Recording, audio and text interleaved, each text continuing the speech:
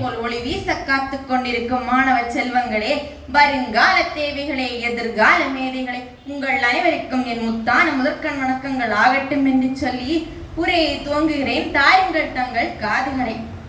சர்வதேச போதைப் பொருள் ஒழிப்பு தினம் 1989 ஆண்டு ஜூன் மாதம் 26ஆம் நாள் ஆண்டுதோறும் உலகம் முழுவதும் கடைபிடிக்கப்பட்டு வருகிறது.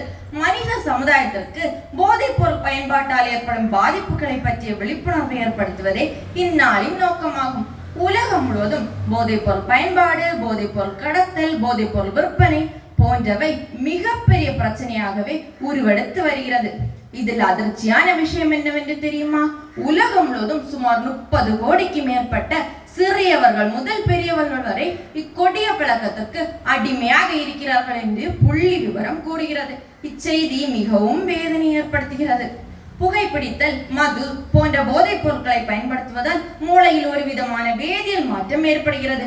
இதனால் விடாப்பிடியாக இப்பழக்கத்திற்கு அடிமையாக இருக்கிறார்கள். போதைப் பொருள் உடலுள்ள அனைத்து உறுப்புகளையும் சீரழித்து விடுகிறது. உடலில் உள்ள நச்சுத்தன்மை அதிகரித்து உடல் மற்றும் மனநிலை பாதிப்பை ஏற்படுத்துகிறது. அவர்கள் மனநிலை சீர்கெடுவதால் அவர்கள் சமுதாயத்திலும் குடும்பத்திலும் நண்பர்களிடையிலும் அதிகமான பாதிப்புகளை ஏற்படுத்துகிறது.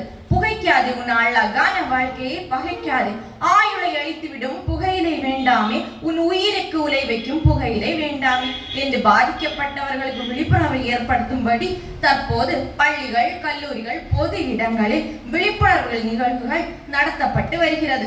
இந்த கொடிய பழக்கத்திற்கு அடிமையாக இருப்பவர்களுக்கு சிறை தண்டனை கொடுப்பதாலோ, அபராதம் விதிப்பதாலோ, வீட்டை விட்டே ஒதுக்கி வைப்பதாலோ இந்த கொடிய பழக்கத்திலிருந்து விடுபட முடியாது.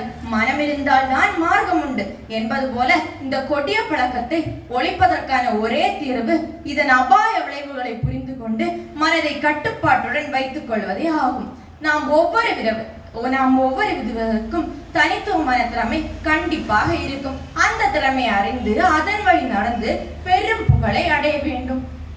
இறைவன் இயற்கையாகவே நமக்கு எது சரி எது தவறு என்று சிந்திக்கும் திறனை தந்துள்ளான். எனவே தீய பாதையை விட்டுவிட்டு எதிர்கால கனவை நோக்கி செல்லுவோம்.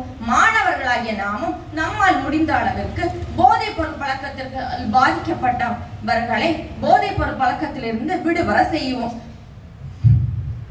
சின்னஞ்சிறுசெல்லாம் சிகரெட்டு பிடிக்குது, சித்தப்பம்மார்கிட்ட தீப்பட்டி கேட்குது என்னும் நாட்டுப்புற பாடல் கூறுவது போல் மோசமான இளைஞர்களாக இல்லாமல் நாட்டே காக்கும் வீரமான இளைஞர்களாகவும் உலகத்தை காக்க வேண்டிய நாளை இளைஞர்களாகவும் நாம் ஒவ்வொருவரும் திகழ வேண்டும் என்று கூறி எனது உரையை முடிக்கிறேன். நன்றி, வணக்கம்.